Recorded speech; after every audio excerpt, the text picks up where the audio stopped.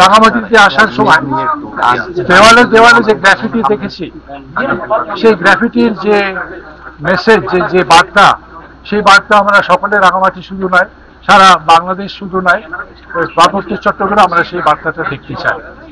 যে সেখানে সম্প্রীতি থাকবে, কাঁধে কাঁধ মিলিয়ে সকলে আমরা একসঙ্গে কাজ করব, একসঙ্গে আমাদের জীবনযাত্রা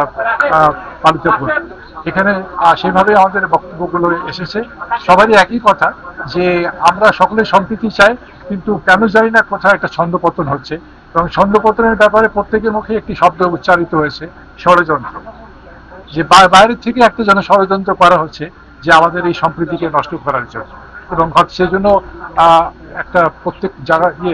দাবিও আসছে যে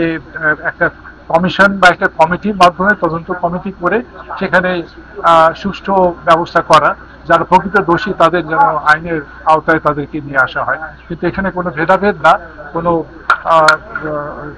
সম্প্রীতির অভাব না, প্রত্যেকের কণ্ঠেই একটা শব্দ এসছে যে আমরা সম্প্রীতি চাই। এই বলে আমি আমাদের বক্তব্য শেষ করলাম। সেই লক্ষ্যেই আমাদের বক্তব্য আসছে, সেই লক্ষ্যেই প্রত্যেকেই